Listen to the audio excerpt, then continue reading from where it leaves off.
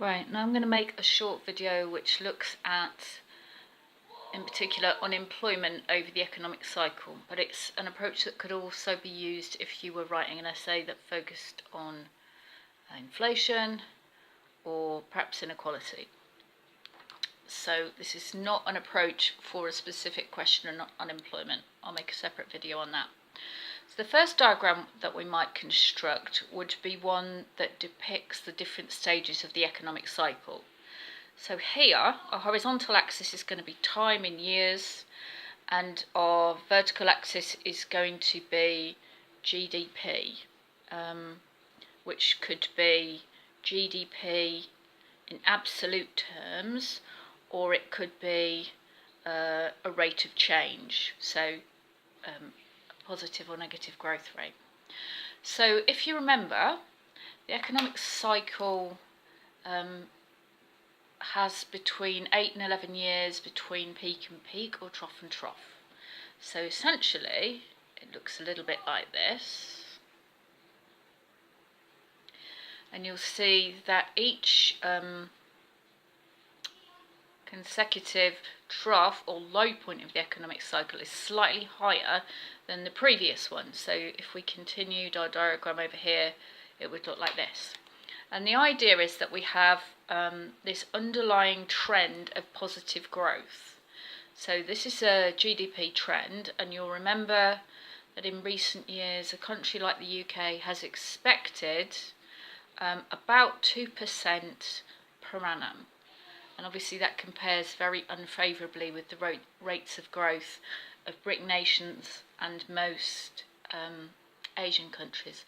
But as you know, we talked about convergence when we looked at issues of trade and inequality.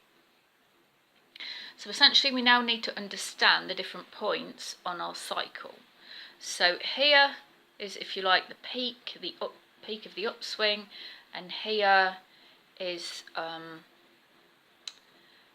the trough implies recession.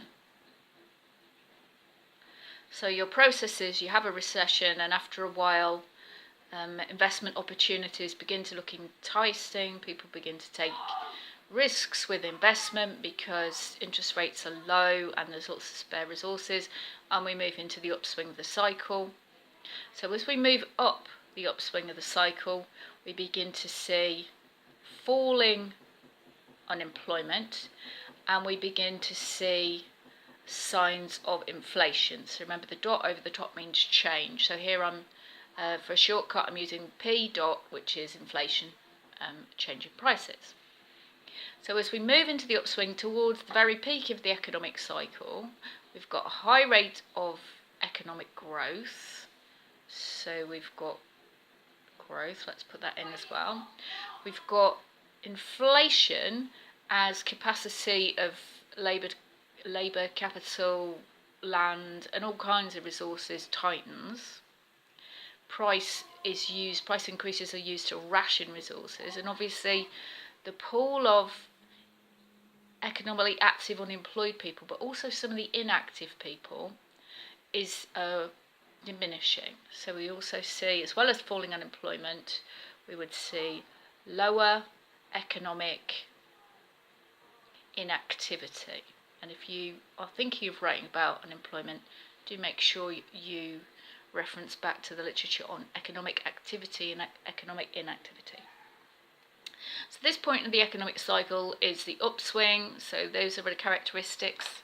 Now, if we think about the downswing, we'll move over here so we've got a little bit more room. So you'd expect there to be, at the peak, inflation, and because of the high rates of inflation, you'll get some government intervention to tighten economic demand. So you might get a fiscal policy contraction, such as a tax increase, or you might get a monetary policy contraction in terms of an interest rate increase. And essentially what it means is the economy begins to slow down. Now, as we begin to slow down, we tend to see a reduction in hours worked rather than a reduction in employment. But at some point, we will see job loss as confidence that the economy is going to recover begins to reduce, we see an increase in U. And we know that as this worsens, we're also going to see this increase in economic inactivity, which we'll talk about in a moment. So as unemployment increases, we'd anticipate some decrease in inflation too.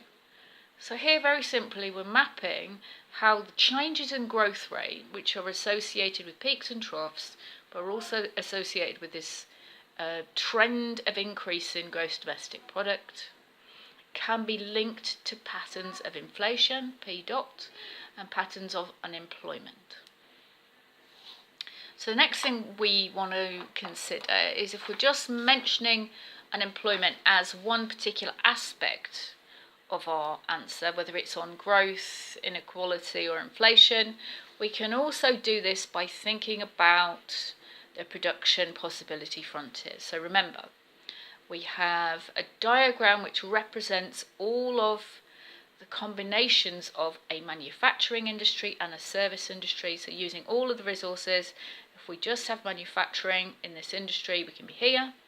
If we just have services in this one service industry, we can be here. If the resources could be moved one for one between industries, we would expect to have a straight line, a very efficient transformation between points. But essentially we don't. We have diminishing returns, and so we expect to have a concave production possibility frontier. So if we think about the particular points, so A was our point here, all resources in manufacturing. B, all resources in service industry. We could have two efficient points on our production possibility frontier. Point C shows an economy which uses rather more of the resources for manufacturing than services, but it's efficient, it's on the frontier. Point D represents an economy which spends more resources, utilises more resources in the service industry, but it's still efficient, so we're further towards the service industry axis. We're on the frontier, it is efficient. If we could generate more resources, whether in terms of improving the quality of what we have through training, technology, new processes, we could move to this point here, point F, which is currently beyond our capability. But relevant to an issue touching on unemployment, point E, we are not using our resources. So in the context of a whole economy, this could be to do with inefficient management, but more likely it's to do with a lack of demand. So remember when we talked about unemployment in detail, we talked about the different categories of unemployed worker. So we have cyclical unemployment, which is when we're at the lower points of the economic cycle, but we also have structural unemployment.